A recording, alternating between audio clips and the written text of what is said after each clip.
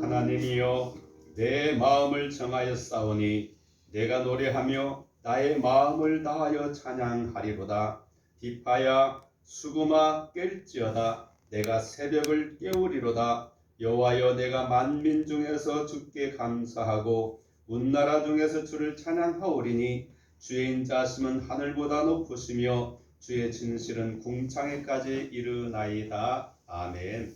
사랑하시는 아버지 하나님, 새해를 맞이하고 또한 두 번째 주 이와 같이 주의 전에 모여서 저희들이 마음과 뜻과 정성 모아 우리 하나님 앞에 예배 드리오니 받아 주옵소서. 우리 삶 가운데 하나님의 뜻에 일치하지 못하는 부분들 주님의 자비하심과 은혜로서 용서하여 주시옵고, 우리가 참으로 진리 가운데에서 자유하게 하시며 성령의 이끌림 속에서 주님 맡긴 사명 감당할 수 있는 저희들 되어지게 하옵소서. 여전히 세상은 힘들고 어렵고 주여 주님의 뜻보다는 반하는 길로 나아가는 가운데 있습니다. 이와 같은 때 주의 백성 된 저희들 하나님의 종으로서 하나님의 자녀로서 우리가 주어진 사명을 잘 감당해 나아갈 수 있는 힘과 능력을 허락하여 주옵소서. 그리하여 참으로 너희는 세상의 빛이요 너희는 세상의 소금이라 하신 말씀처럼 아버지 하나님, 우리가 조그만한 그런 빛이라도 나타나게 하시고 주의 의를 드러낼 수 있도록 인도하옵소서. 우리 교회를 붙들어 주시고 이 교회가 이 지역사회 속에서 주님이 기대한 바를 이룰 수 있는 그런 교회가 되기를 원합니다. 보다 많은 영혼들이 주님의 말씀과 진리로 인하여 거듭나게 하시고 구원받는 은혜를 허락하여 주옵소서. 오늘 예배 가운데 임재하실 주님을 기대하옵고 우리 구주 예수님 이름으로 기원하옵나이다. 아멘. 네, 찬송 8장 함께 찬양드리겠습니다.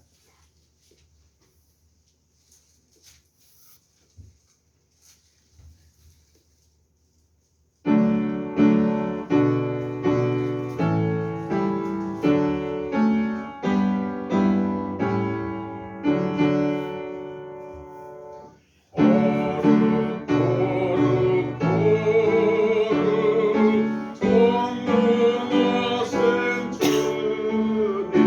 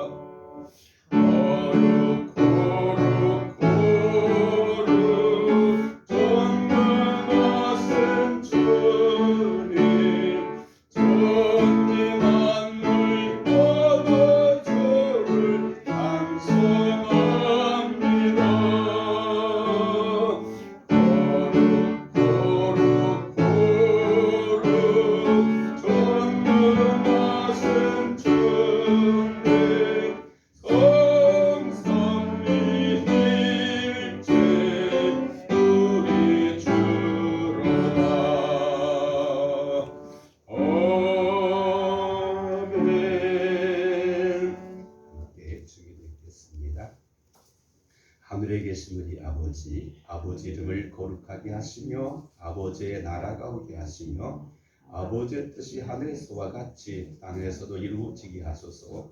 오늘 우리에게 일용할 양식을 주시고 우리가 우리에게 잘못한 사람을 용서하여 준 것 같이 우리 죄를 용서하여 주시고 우리 시험에 빠지지 않게 하시고 악에서 구하소서. 나라와 권능과 영광이 영원히 아버지의 것입니다.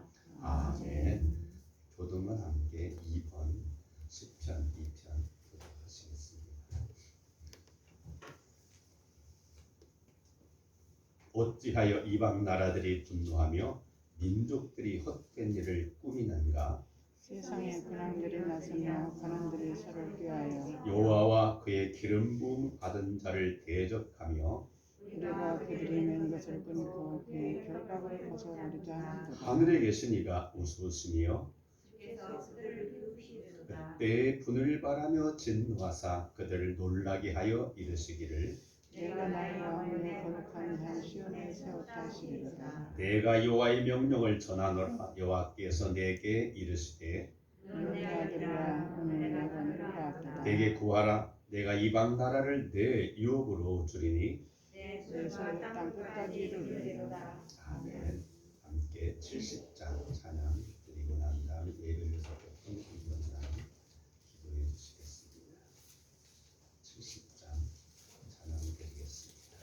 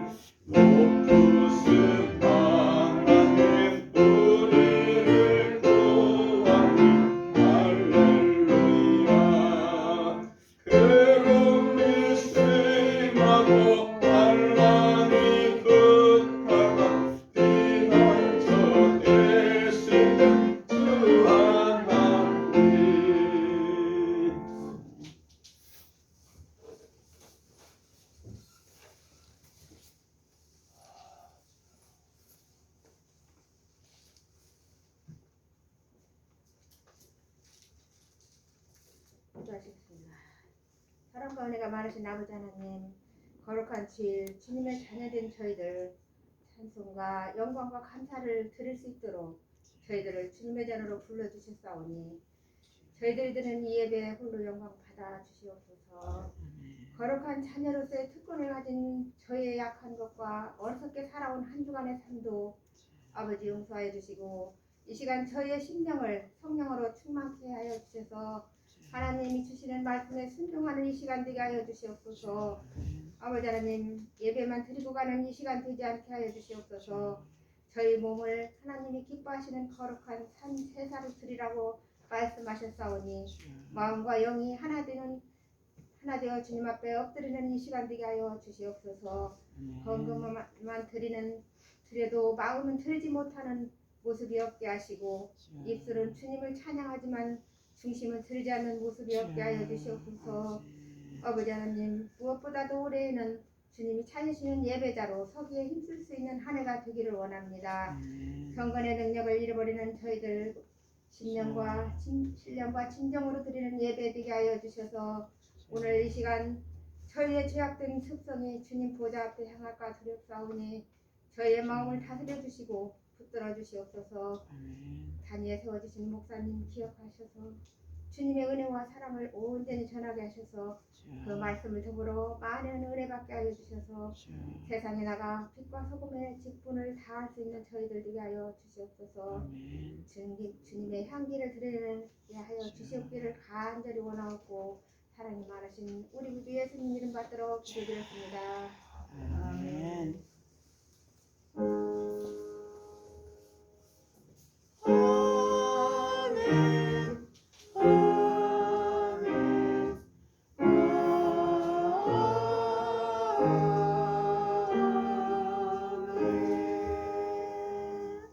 성경 말씀은 구약성경 이사야 6장 되겠습니다. 구약성경 이사야서 6장 페이지로는 973쪽이 되겠습니다.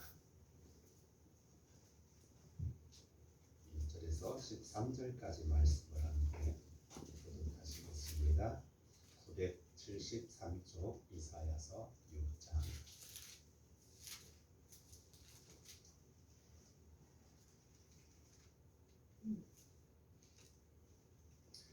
우시아 왕이 죽던 해에 내가 본즉 주께서 높이 들린 보좌에 앉으셨는데 그의 옷자락은 성전에 가득하였고 수락들이 보이지 못하는데 거기에 사람이 있어 그 둘러 자기의 얼굴을 가리고 그 둘러는 자기의 발을 가리고 그 둘러는 날며 서로 불러 이르되 거룩하다 거룩하다 거룩하다 만군의 여호와여 그의 영광이 온 땅에 충만하도다 하더라. 이같이 하나님 나의 주를 말미암아 그 시간에 말하며 성전의 연기가 충만한지라. 그때 내가 말하되 화로다 나여 망하게 되었도다. 나는 입술이 부정한 사람이요 나는 입술이 부정한 백성 중에 거주하면서 만군의 여호와이신 왕을 배웠음이로다 하였더라. 그때 수락 중에 하나가 베드로가 자기의 핀셋을 쳐내가지고 내게로 날아와서 그것을 내 입술에 대며 이르되 보라 이것이 내 입에 닿았으니 내 악이 제하여졌고 내 죄가 사하여졌느니라 하더라.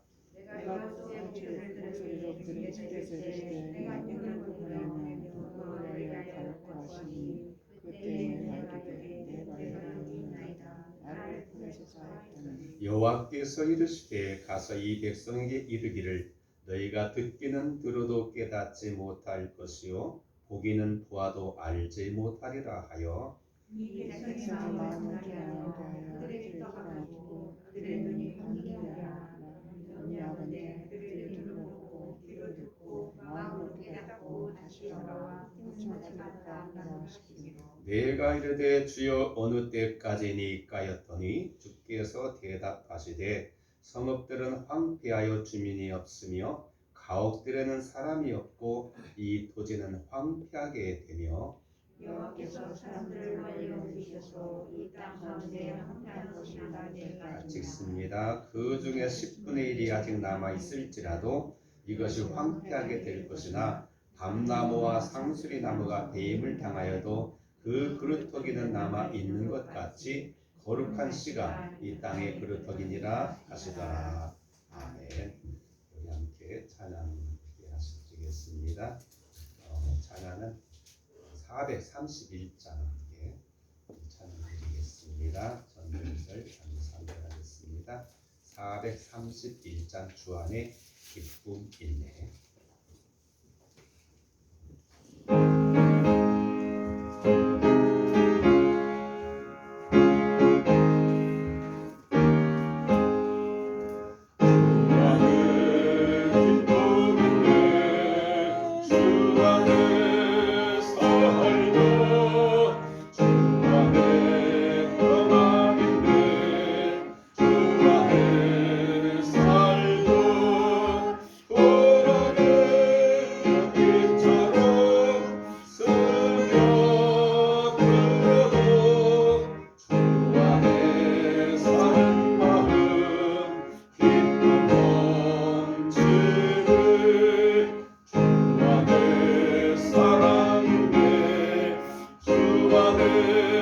살자 주 안에 소망인데 주 안에 살자 겉으론 성난파도 비로 덮쳐도 주 안에 사는 마음 평화 넘치네.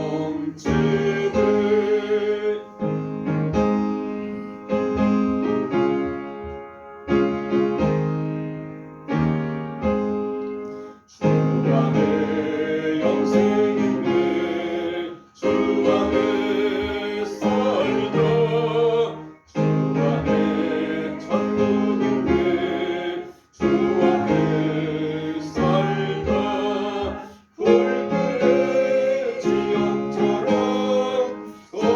솟아올라도 주 안에 사는 마음 생명 넘치네. 아멘. 코로나19로 인해서 계속 확산되어지는 가운데 있고 지난주 보니까 코로나 확진자가 그동안에 누계되는 것이 전 세계적으로 보니까 3억 명이 넘었다 합니다. 엄청난 거죠. 3억. 그렇게 많은 사람들이 코로나19를 확진돼 가지고 치료하고 병원을 받고 하는 그런 일들이 우리가 사는 이 지구상에 일어나고 있고 다행히 그럼에도 불구하고 우리 성도들 가운데 확진자가 아직 없어서 얼마나 감사한지 모르겠습니다. 그래도 이것은 곧 지나갈 거라고 하는 하나님의 믿음을 갖게 되어줍니다. 우리는 지난 시간을 통해서 새로운 시대에 하나님께서 여호수아를 통해서 그를 세우셨고 새로운 일을 맡기신 것을 함께 살펴본 바가 있습니다. 오늘은 이사야 선지자의 그 소명받는 그런 과정 속에서 당시 이사야 선지자는 어떤 상황 속에서 하나님을 부름을 받고 그 소명에 임하였고 그의 했던 사역들은 과연 어떤 의미가 있는지를 살펴보면서 오늘 이와 같이 불확실한 그러한 세대를 살아가는 우리 성도들이 우리는 어떤 마음가짐으로 어떤 믿음으로 하나님께서 우리에게 주어진 삶을 또는 사명을 감당해야 될 것인지를 함께 살펴보기를 원합니다. 이사야서 1장은 그렇게 시작합니다. 우시야 왕이 죽던 해라고 말하면서 이사야 선지자가 활동했던 그런 시기, 기한에 대해서 설명하고 있는데 왜 하필이면 그렇게 말하는가 하면은 상당히 중요한 의미가 그 속에 담겨져 있습니다. 우리가 아는 것처럼 솔로몬 왕 시대 이후로 이스라엘 우리와 같이 북과 남으로 나눠졌고 북왕조는 이스라엘, 남왕조는 유다로 지칭하게 되어졌습니다. 그런데 북왕조는 10개의 그런 지파가 있고 남쪽에 유다는 1개 반 지파가 있다고 보여지는 정도로 굉장히 그것은 나라는 나누어졌지만 실질적으로는 북왕조가 강성한 그런 나라였고 부강한 그리고 부유한 그런 나라였습니다. 그것은 마치 우리나라가 남과 북이 나눠졌을 때 일본 사람들이 북쪽에 이런 광원들이 많았기 때문에 공장을 많이 지었고 북쪽이 우리나라보다 훨씬 경제적으로 여유가 있었고 또한 국력적으로도 많은 여유가 있었습니다.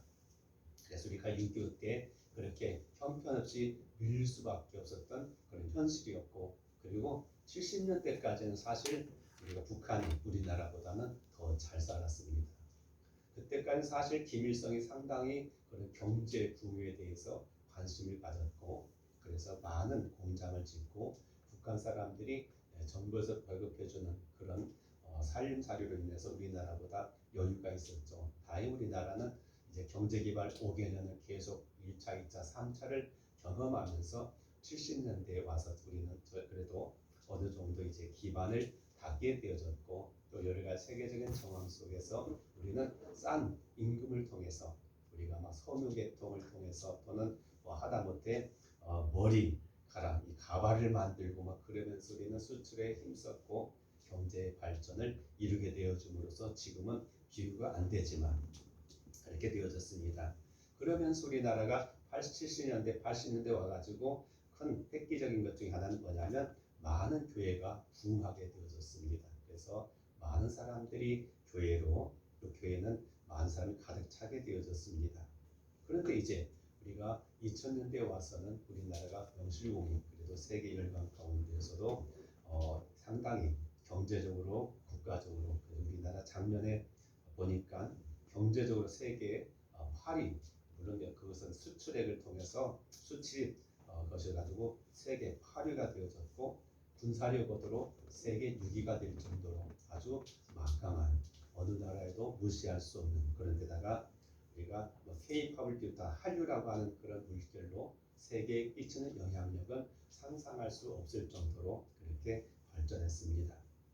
이것이 우리가 밝은 면이라고 한다면 그 이면을 들여다보면 우리는 또 어두운 면이 너무도 많이 있습니다.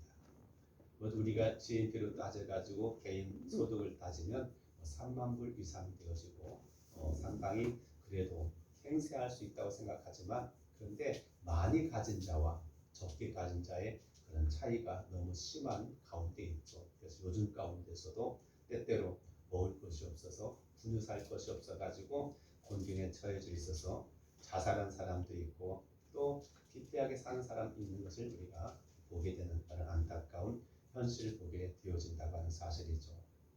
근데 가장 큰 문제는 이와 같은 경제 발전 속에 꼭 빠지지 않는 것 중 하나가 있습니다. 우리가 선진 사회를 보면은 그 영적으로 피폐해진다는 사실이죠. 사람들이요, 우리가 없을 때는 먹고 살기 힘들 때는 먹을 것만 있어도 북한에서 말하는 것처럼 정말로 쌀밥에 고깃국만 먹어도 천국같이 여겨질 수 있지만 문제는 우리 인간이 고깃국에 쌀밥 먹어서 되는 것이 아니라 그 다음에 우리는 끝없는 욕망의 늪에 빠지게 되어진다고 하는 사실이죠. 더 좋은 것, 더 많은 걸 우리가 욕심을 부리다 보면 거긴 한이 없는 욕망의 노예가 될 수밖에 없고 그러다 보면은 우리가 모든 게 오히려 더 풍성한 가운데서 부족함을 느낄 수밖에 없는 그래서 영적으로는 더 우리가 피폐해질 수밖에 없는 그런 시기라고 볼 수 있습니다. 근데 이스라엘 나라도 역시 마찬가지로 그러던 시기에 이제 국왕조가 여로보암 2세 이후로 그들은 하나님께 복을 받지 못하였고 그들은 우상을 섬기는 가운데 점점 나락에 빠지게 되어졌고 그 사이에 남쪽은 우시아가 왕이 되어지고 오랜 기간 동안 왕의 노릇하면서 이스라엘이 유다는 부흥시기 되었습니다. 그래가지고 경제적으로나 국력적으로 상당히 발전된 그런 사회가 되어졌습니다. 그 사람들이 이제 좀 먹고 살만하고 행세할 수 있는 그런 때가 되어졌는데 오늘 이사야가 본격적으로 활동하던 시기는 그 우시아 왕이 죽었다는 사실이죠. 한마디로 말하면 좋은 시대에 다 가고 그의 아들 아하스가 왕이 되어졌는데 이 아하스는 아주 망나니 같은 그런 사람이었습니다. 악한 왕이었습니다. 그래서 그는 이제 온전히 아버지를 따라서 좋은 왕 노릇을 한 것이 아니라 오히려 잘못된 길로 왜냐하면 그래요. 우리가 요즘 우리 시대 속에 느끼는 것처럼 우리 어른 세대들은 가난했던 시절과 또 부모를 섬겼던 그런 유교적인 영향 속에서 우리가 그런 기본적인 것을 우리 가지고 살아가지만 현대 젊은이들은 전혀 아닙니다. 모든 게 풍성한 가운데에서 그들은 그렇게 어린 시절을 보내고 자연히 개인만이 존중되어지고 자기 주장이 강한 그런 세상 속에 살다 보면 이게 전혀 지금 세대의 차이를 많이 느낄 수밖에 없는 것처럼 아하스 왕 역시 아버지 시대에 그런 풍성한 가운데 살다 보니까 모든 것들이 아버지와는 다른 그런 생각을 갖게 되어지기 시작했다고 하는 사실이죠. 그래서 영적인 부패가 일어나는 그런 시기가 되어지는데 더군다나 이때 큰 문제가 생겼습니다. 왜냐하면 그동안 잠잠했던 북왕조와 이제 옆에 있는 수리아라고 한다. 지금은 시리아라고 하죠. 수리아 왕과 무신과 이 북왕조가 연합을 해가지고 이 남왕조 유다를 침입하기 시작했습니다.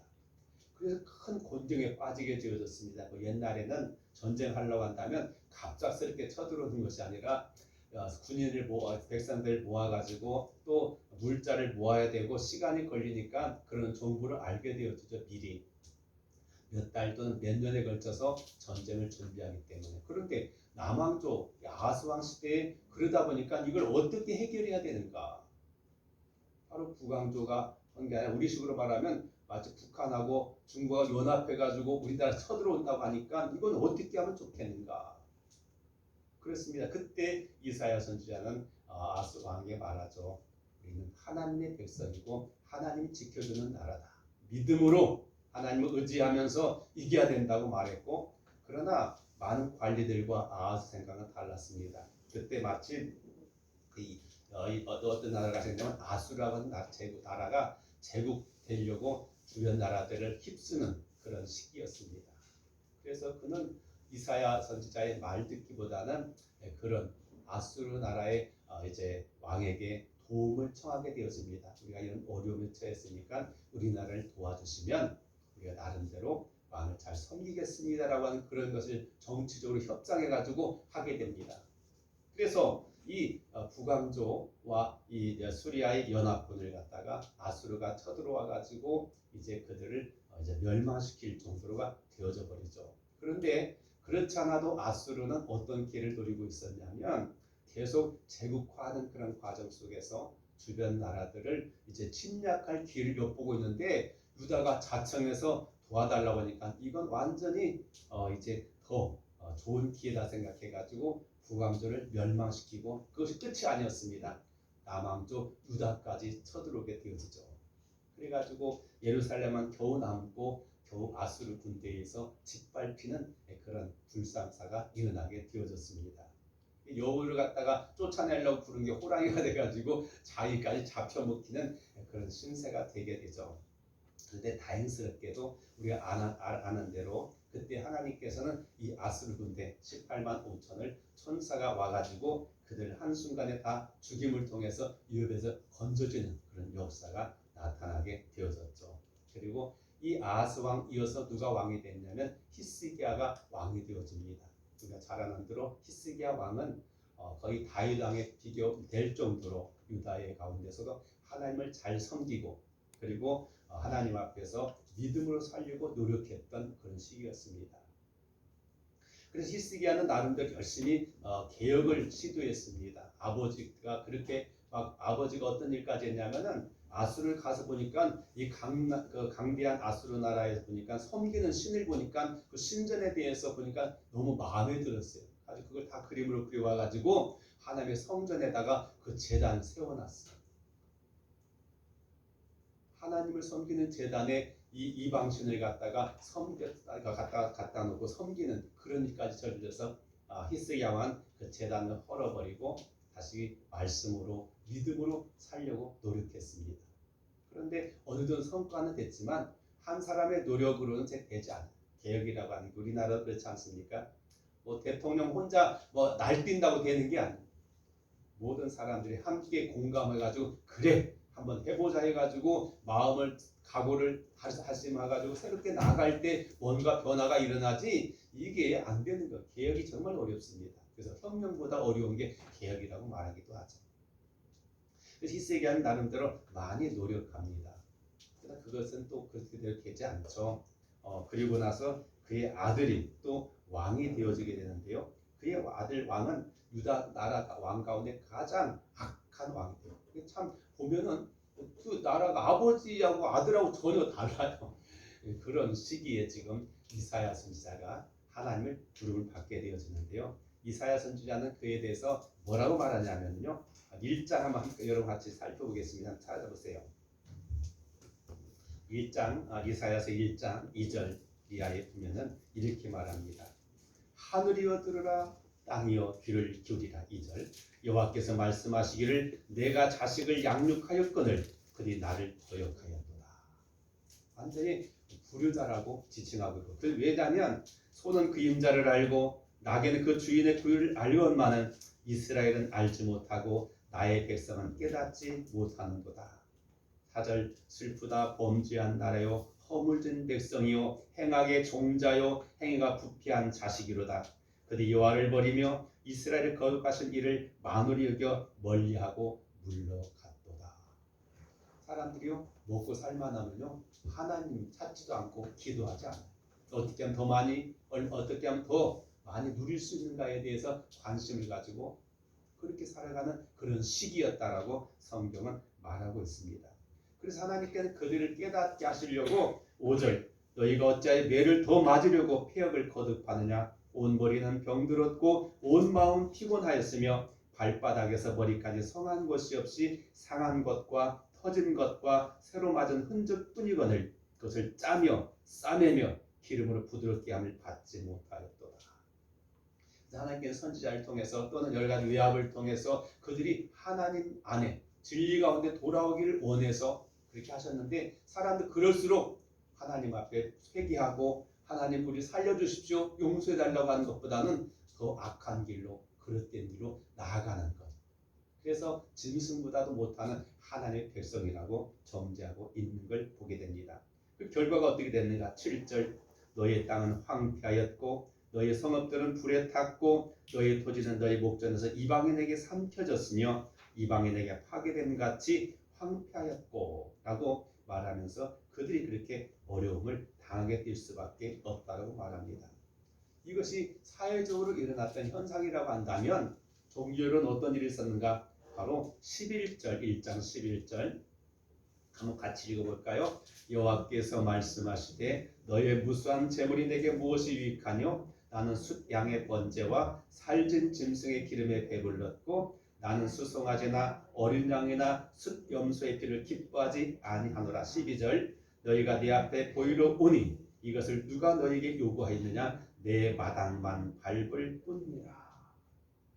그러면서도 하나님 이들은 우상을 섬기면서 또 하나님 앞에 오직으로 예배는 드리는 거예요. 제물을 드리는 거예요. 그러면서 하나님께서는 우리를 알고 우리를 이 예물 드리니까 예배 드리니까 하나님께 우리를 인정해 주실 거라고 생각하고 있어요. 근데 하나님께 뭐라고 말해요? 너희들 지금 오는 것 내 땅만 받고 있다. 그러면서 이제 말합니다. 13절 헛된 재물을 다시 가져오지 말라. 분양은 내가 가정이 여기는 바요 월삭과 안식일과 대회로 모이는 것도 그러하니 성애와 아울러 악을 행하는 것을 내가 견디지 못하겠노라. 하나님께서는 받기 싫다는 거죠. 안 받겠다는 겁니다. 실제적으로 그들은 열심히 하나님께서 받으실 줄 알고 드렸는데 하나님은 no, 아니다, 싫다라고 말씀하고 있는 걸 보게 됩니다. 14절 그렇게 말하죠. 내 마음이 너의 월삭과 정한 절기를 싫어하나니 그것이 내게 무거운 짐이라 내가 지기에 곤비하였나라. 그래서 하나님께서 그들에게 그들의 원하는 결과에 대해서 이렇게 말합니다. 15절 너희가 손을 펼 때 내가 내 눈을 너희에게 가리고 너희가 많이 기도할지라도 내가 듣지 아니하리니 이는 너희의 손에 피가 가득합니다. 그렇습니다. 이런 시기에 이사야 선지자는 하나님의 부름을 받게 됩니다. 어느 날 성전에서 하나님께 기도하던 이사야에게 놀라운 광경이 보여집니다. 하나님의 보좌가 보이고 스랍들이 보이고 그 하늘의 광경이 환상이 보이기 시작했습니다. 그러면서 이제 이 하나님의 영광 중에 볼 때 이사야는 내가 하나님 앞에 비춰보니까 내가 얼마나 하나님께 잘못하고 있고 죄가 많은가를 깨닫게 되어져서 나는 망하게 됐다. 오늘 6장에서 이제 보면은 그렇게 말하고 있죠. 오늘 본문에 바로 그 환상을 보는 장면이 6장에 소개되고 있습니다. 5절에 그때 내가 말하되 화로다 나여 망하게 되었다. 나는 입술이 부정한 사람이요 나는 입술이 부정한 백성 중에 거주하면서 만군의 여호와이신 왕을 되었음이로다. 하나님의 부름과 하나님의 역사는요 우리 자신의 모습을 비춰보게 함으로써 우리가 누구인가 하나님 어떤 분인가를 발견함으로써 시작되는 것을 우리가 알게 됩니다. 우리가 혼란하고 어려울 때일수록 문제만 빠져가지고 어떻게 하면 이 문제를 해결하고 그 다음에 우리가 할 수 있는 일을 또 해야 할 일을 하겠는가가 따지는데 그러나 하나님께서는요 무엇보다 본질을 보게 만듭니다. 우리가 오랫동안 하나님 믿고 하나님 말씀을 안다고 섬기고 있지만 정말 중요한 건 그 하나님 나에게서 어떤 의미를 가지고 있는가 나는 그 하나님 앞에서 나는 어떤 존재인가에 대해서 바로 깨닫는 게 굉장히 중요한 것임을 알게 되고 이사야는 하나님의 영광을 보면서 화다 나는 망하게 됐다 나는 부정한 자다 라는 사실을 깨닫게 되어졌어요. 하나님께는 바로 그런 마음을 가난한 마음이고 그런 마음을 정말 좋은 맛으로 말씀하고 있습니다. 그래서 바로 6절에 그때 그 스랍 중에 하나가 부젓가락으로 재단에서 집은 밥 흰 숯을 손에 가지고 내게로 날라와서 흰 숯이라고 밝게 막 달았던 그런 숯입니다. 그걸 부젓기로 집어가지고 그 다음에 7절 그것을 내 입술에 대며 이르되 보라 이것이 내 입에 닿았으니 내 악이 제하여졌고 내 죄가 사하여졌느니라. 죄를 용서받는 은혜가 여기에서 나오게 되어지는 거죠.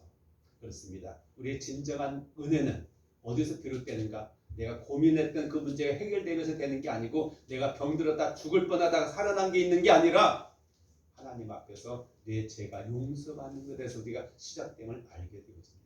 이것이야말로 가장 하나님께서 우리에게 주시고자 원하는 큰 은혜고 우리가 받은 바의 은혜임을 우리는 알아야 돼요. 여러분 우리가 그걸 생생히 알 수 있는 게 뭡니까? 요즘 보면은 그렇잖아요. 대통령 후보들이 막 이렇게 저렇게 하는데 사람 뭘 봐요? 그 지난 삶 속에서 있었던 허물들 그놈 끄집어내가지고 그놈 가지고 막 그의 발목을 잡고 그냥 그의 길을 막고 막 그러잖아요. 근데 하나님은 그 문제를 해결해 주시고 용서하심을 통해서 이 모든 걸 문제 삼지 않겠다고 하는 거죠. 이게 하나님의 은혜라고 생각해 볼 때 이게 얼마나 큰 건가를 우리가 알아야 돼요. 사람들이 다르죠. 어떤 사람은 그냥 당장 죄를 짓다가 잡힌 사람도 있는가 하면 어떤 사람은 오래전에 다 잊어버린 그런 죄도 나중에 하나님 앞에 가면 다 들춰질 텐데 하나님께 이걸 다 도말해버리고 용서해 주시고 완전히 잊어버리신다고 말씀하신 것이 얼마나 큰 은혜인지를 우리가 알 필요가 있다. 그렇게 보여진다고 하는 사실입니다. 그런데 중요한 게 있습니다. 이제 용서받고 은혜 받았는데 그때 하나님의 음성이 들리기 시작하는 거예요. 우리가 가장 중요한 신앙의 성숙은 뭐냐? 우리 하나님에 대한 이해와 지식을 더 많이 가는 하나님을 아는 것. 그래서 우리가 잘 아는 요한복음 17장 3절에 보면 영생이 뭐냐? 영생은 우리가 쉽게 말하면 안 죽고 오래 사는 것이 영생이다 뭐 이렇게 생각하는데요. 성경은 그와 좀 다른 그런 말씀도 우리에게 주시고 있어요. 물론 그것도 맞지만은 영생은 바로 참 하나님을 아는 것이다. 예수 그리스도를 아는 것이 영생이라고 말합니다. 오늘 우리는 정말 죽을 때까지 이 땅에 살아가면서 우리가 기억이 있고 지식이 있을 때 계속 알아야 될 것은 하나님이 어떤 분인가를 우리는 알아가려고 노력을 해야 돼요. 그래서 목회자든 일반 성도든 마찬가지. 그 하나님이 나에게 어떤 의미가 있고 어떤 분이신가를 알아가는 게 중요하다고 볼 수 있습니다. 바로 이사야가 하나님 음성을 들었습니다. 8절 내가 또 주의 목소리를 들으니 주께서 이르시되 내가 누구를 보내며 누가 우리를 위하여 갈고. 하나님도 전능하신 분인데 전지하신 분인데 하나님께서도 뭐가 있어요? 고민이 계셨어요. 그래서 그렇게 말씀하셨어요. 내가 누구를 보내야 되나? 누가 우리를 위해서 갈까? 그렇습니다. 하나님이 지금도 이런 시각 가지고 이 세상을 찾아보고 계실 것 같아요. 수억 명의 기독교인이 있고 수억 명이 교회 다니고 있는데 하나님께서는 그 가운데 눈여겨볼 사람, 하나님의 마음에 맞고 하나님의 사명과 하나님이 하시는 일에 동참하길 원하는 사람을 지켜보고 계십니다. 어떤 사람 그렇게 해봐도 안 들리잖아요. 우리가 잘 아는 그 요한계시를 보면 3장에 주님께서 대문 밖에 문을 두드리는 사람이 있어요. 이 문 좀 열어달라고 예수님께 우리 안에 들어오셔서 우리에게 그분의 뜻을 알리고 그분의 일을 말씀하고 계시는데 사람들이 일이 바빠가지고 주님의 음성을 듣지를 못하고 관심이 없어요. 하나님 예수님 좀 기다리세요. 나 지금 이것 좀 처리해 놓고요. 나 이거 바빠서요. 우리는 이런저런 핑계와 이유와 삶의 자세 때문에 그런 하나님께 관심이 없어요. 우리는 하나님 앞에 내가 닥친 문제에 대해서 하나님 이것 좀 해결해 주시고 이것도 주시고 이렇게 해달라고 요구는 많이 하는 반면에 정말 하나님 어떤 생각을 가시고 어떤 것에 기뻐하시고 어떤 것에 슬퍼하시고 어떤 것에 고민하시고 무엇을 이루려고 하시는가에 대해서 우리는 진지하게 고민도 하지 않습니다. 하나님이 알아서 하시겠지 뭐 하나님이신데 우리의 문제가 관심 있고 내 닥친 상황에만 우리가 해결하길 바라는 마음이 앞서는데 우리의 솔직한 고백이 아닌가 보여집니다. 그런데 오늘 이사야에게 들려진 하나님 음성은 의외였습니다. 우리가 누구를 보내야 되고 누가 우리 위해서 가야 될 것인가. 그래서 어떤 사람 이런 부름 속에서 이 어려운 선교사 길을 가기를 원해가지고 우리나라 지금 수만 명의 사람들이 세계로 나가서 선교 활동을 하기도 하고, 또는 목회자로서, 어떤 평신도로서, 어떤 사람 기업인으로서, 어떤 사람들은 사회 일원으로서 이름 없이 빛도 없이 우리가 하나님의 뜻을 따라 섬기고 있는 줄로 믿습니다. 네, 그렇습니다. 그때 바로 이사야가 말하죠. 내가 여기 있나이다. 나를 보내소서. 그래서 올해 표현을 갖다가 여러분 주보 첩장에 이제 바꿔진 게 바로 이 말씀을 인용해가지고 여기다 넣었는데요. 그래요. 하나님이 오늘 나를, 여러분을 기대하고 있어요. 여러분 우리가 반응하게 기대하고 있어요. 물론 우리가 거창하게 뭐 선교사로 간다든가 뭐 아니면 목사가 되든가 아니면 뭔가 이렇게 큰 어떤 직함과 역할이 중요한 게 아니고, 내가 있는 삶의 현장 속에서, 내가 부딪히는 문제와 사람 속에서 나는 하나님 거룩한 백성으로서 내가 해야 될 역할이 무엇인가에 대해서 하나님은 그곳에서 잠잠하게 주의 진리를 따라서, 성령의 인도하심 따라서 주님의 음성을 듣고 우리 행하기를 원한다는 사실을 우리가 주목할 필요가 있습니다. 하나님께서 저마다 달란트를 주셨습니다. 또 다른 말로 하면 사명이 될 수도 있겠죠. 이것은 여건마다 다를 수 있습니다. 우리는 이것에 따라서 어떻게 하면 하나님께서 원하는 그곳에 내가 갈 수 있겠는가. 그런데요, 문제가 있습니다. 그렇게 말하면 그래 내가 그 대답 기다리고 있었다. 참 잘했다. 아이고 착하다. 뭐 이렇게 칭찬이 드려야 되는데요. 하나님의 대답이 좀 시큰둥합니다. 한번 읽어볼까요? 9절에 보겠습니다. 같이 읽겠습니다. 시작. 여호와께서 이르시되 가서 이 백성에게 이르기를 너희가 듣기는 들어도 깨닫지 못할 것이요 보기는 보아도 알지 못하리라. 이렇게 말해요.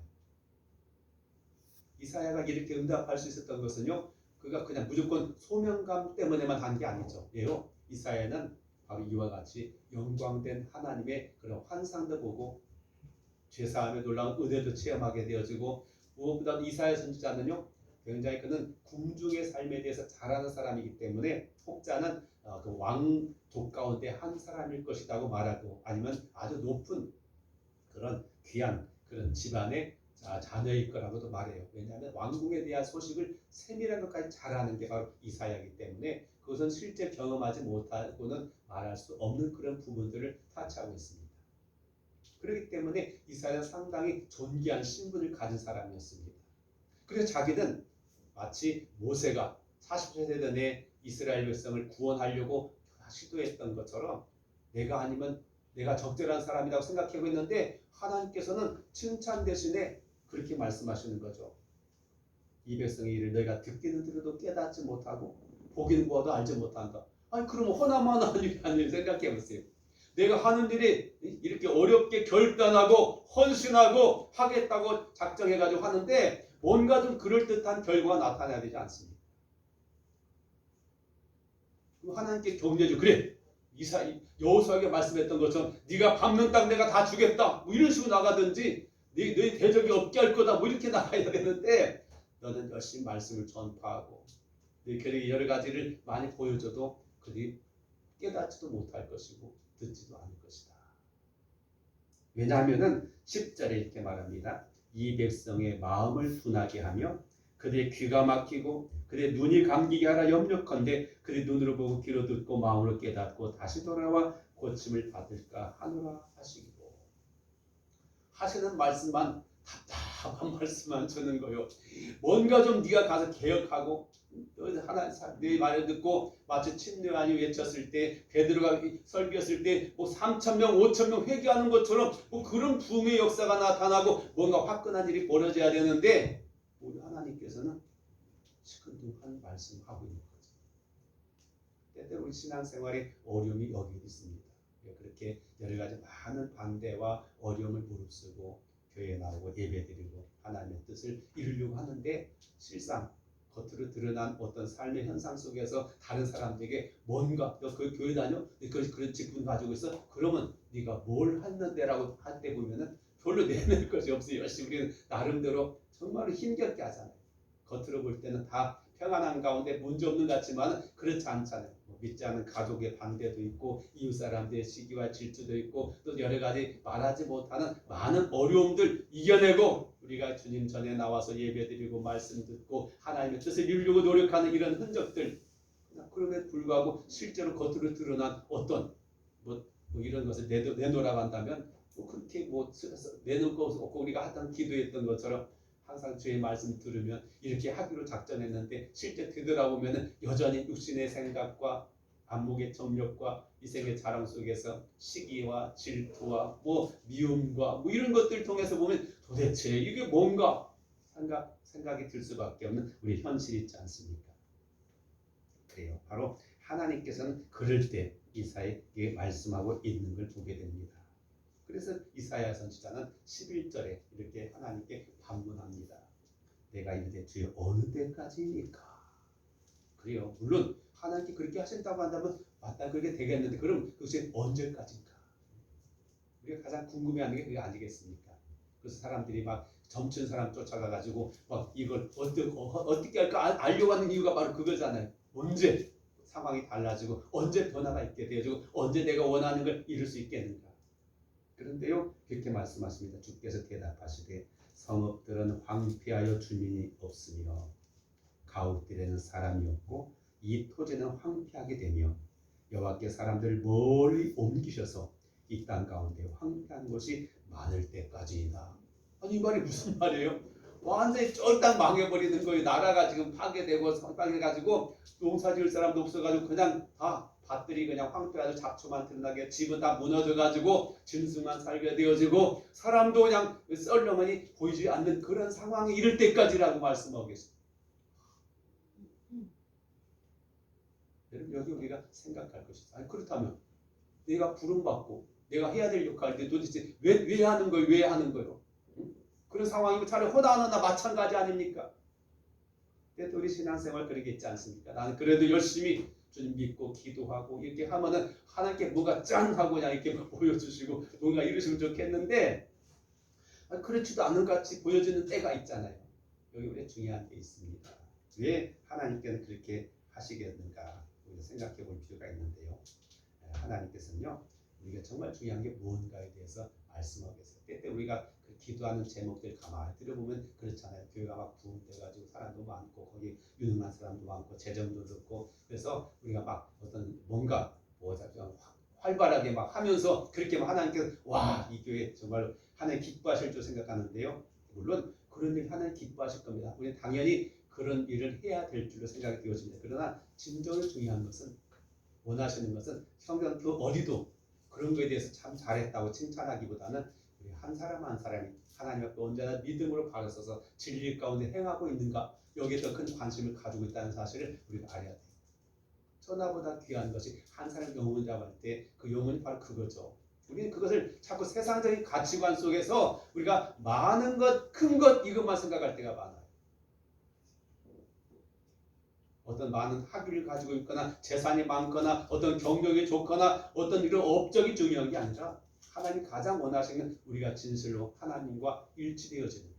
임마누엘 하나님이 우리 안에서 기꺼이 그분이 원하시는 뜻을 이루는 일에 내가 쓰임받을 수 있는 도가 되는 것.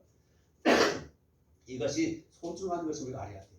우리 끊임없이 우리가 경건에 이른 연습을 해야 될 이유가 우리가 왜 기도해야 되는가? 왜 우리가 믿음이 필요한가? 바로 이러한 나 자신이 내가 노력해가지고 각오를 해가지고 되는 일이 아니기 때문에 구원은 하나님께 있음을 우리가 알 필요가 있어요. 그럼 하나님 다 끝장났잖아요 말하는데요. 그러나 그렇지가 않습니다. 이렇게 말씀하고 계잖아요. 13절에 보니까요. 그 중에 10분의 1이 아직 남아있을지라도 이것도 황폐하게 될 것이다. 여기도 끝장이 아니에요. 밤나무와 상수리나무가 배임을 당하여도 그 그루터기는 남아있는 것 같이 거룩한 씨가 이 땅에 그루터집니다. 거룩한 씨가 중요해요. 거룩한 씨가. 거룩한 씨만 있으면 다시 언제든지 하나님 그걸 통해서 그분이 원하시는 나라, 그분의 의, 그분의 뜻을 이룰 수 있는 도가 되는데 바로 이것이 이사야 선지자가 외치는 말씀 속에서 그 이 모든 것들이 미래에 이루어질 수 있다고 우리에게 말씀하고 있는 거죠. 여러분 그렇습니다. 근데 우리가 이런 어려운 때 사실 우리가 할 수 있는 일이 별로 없어요. 그러나 그럼에도 불구하고 우리는 왜 기도해야 되고 왜 믿음을 가져야 되고 왜 하나님 앞에 충성된 자로 살아야 될 것인가. 물론 하나님 앞에 섰을 때 부끄럽지 않고 내게 베푼 바의 은혜에 대한 감사의 마음으로 우리는 하게 되어집니다. 그러나 이것들이 그냥 빼앗이 없는 외침이 아니라 하나님께 이것 하나가 모두가 다 쌓여가지고 주의 뜻을 이루는 놀라운 역사가 나타난다는 사실을 우리가 알아야 돼요. 근데 우리 가장 중요한 건 뭐냐? 이것을 우리가 어떤 마음가짐을 하느냐가 중요해요. 여러분 가끔씩 자동차 몰고 나가면은 막 삐용삐용 하면서 앰뷸런스가 막 가요. 그러면 막 그 사람 그때는 신호도 무시해야 되고 달리는 차도 한쪽에 막 밀어가지고 막 가게 돼요. 왜 그럴까요? 똑같은 차인데 나도 바빠 죽겠는데 나도 급한데 바로 긴급성이죠. 그것은 죽을지 살지 모르는 환자가 있고 빨리 병원에 가서 치료받게 하기 위해서 오늘 우리에게 필요한 것은 어쩌면은 바로 그런 앰뷸런스와 같이 우리 안에 정말로 잃어버린 영혼을 찾으시는 주님의 그 시선과 또 그들 불쌍히 여기는 그런 동질감이, 동감이 우리 안에 있기를 원하는 사람, 하나님께 바로 그런 사람 오늘도 원하고 계십니다. 오늘 우리 마음속에 그런 식어버린 우리 마음 다시금 일어나셔서 주님을 알지 못하고 진리를 알지 못하고 그래서 그들은 죽음을 향해서 나아간 사람들에게 하나님의 소망이 있고 생명이 있음을 우리가 외칠 수 있는 그런 성도의 삶이 될 수 있기를 간절히 소원합니다. 기도드리겠습니다. 사랑하시는 아버지 하나님, 지구에 70억이 넘는 많은 사람들 가운데 하나님은 우리를 택하여 주셨고 주의 거룩한 백성이 되게 하셨고 또 우리에게 주어진 사명이 있고 우리가 해야 될 역할이 있는 줄로 믿습니다. 하신 하나님, 이런 하나님의 뜻보다는 우리는 우리 주어진 여러 가지 형편과 상황에 문제에 사로잡혀서 다른 사람들이 살아가는 것처럼 살아가면서 1년이 지나고 또 그런 많은 세월을 보내고 내게 주어진 날이 얼마인지 모르지만 그렇게 아쉬움 속에서 접어지는 그런 삶이 되지 않기를 원합니다.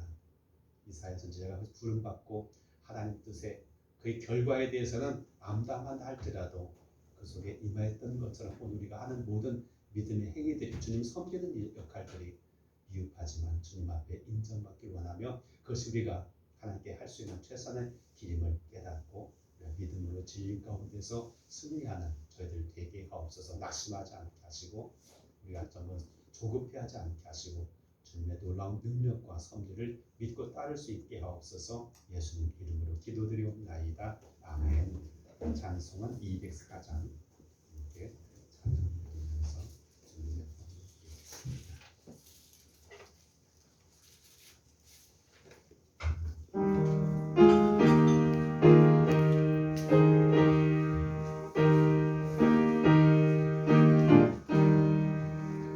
주의 말씀 듣고서 준행하는 자는 반석 위에 터닫고 집을 짓는 같아. 비가 오고 물나며 바람 부딪혀도 반석 위에 세운 죄 무너지지 않네. 잘 짓고 잘 짓세 우리 집 잘 짓세. 반석 위에다 우리 집 잘 짓세. 주의 말씀 듣고도 행치 않는 자는 모래 위에 떠닫고 집을 짓는 같아. 비가 오고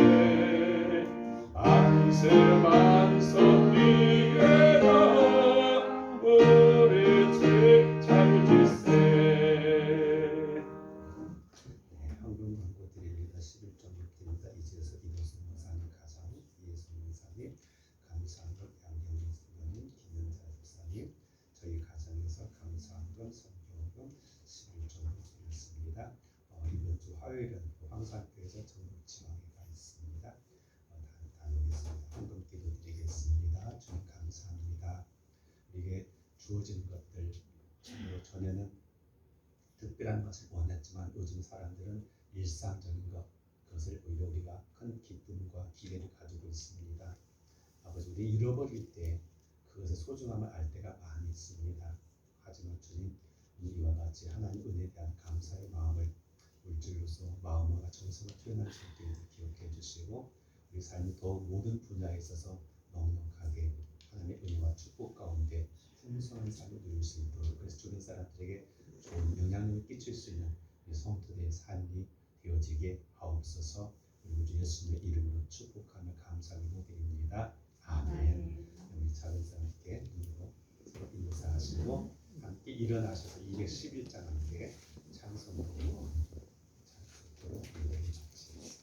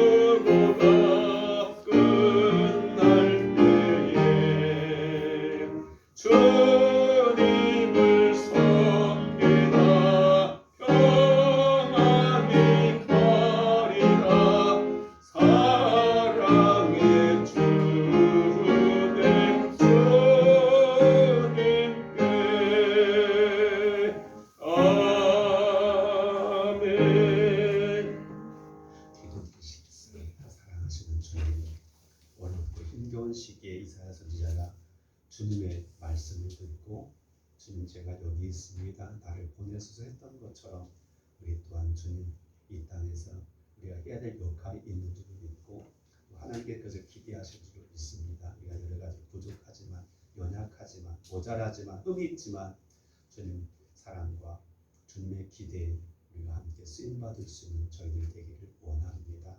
아버지 하나님 우리 교회가 우리 성도들 가정들이 그렇게 주님께 쓰임받게 하옵소서. 이제는 우리 구주 예수 그리스도의 은혜와 아버지 하나님의 극진하신 사랑하심과 성령의 내주 감동 역사하시는 은혜가 참 거룩한 씨가 되어 하나님의 그릇되기를 그리고 새로운 희망의 씨를 되기를 원하는 모든 성도들의 가정들에게 교회에 지금 영원히 함께 하실 간절히 축원하옵나이다. 아멘.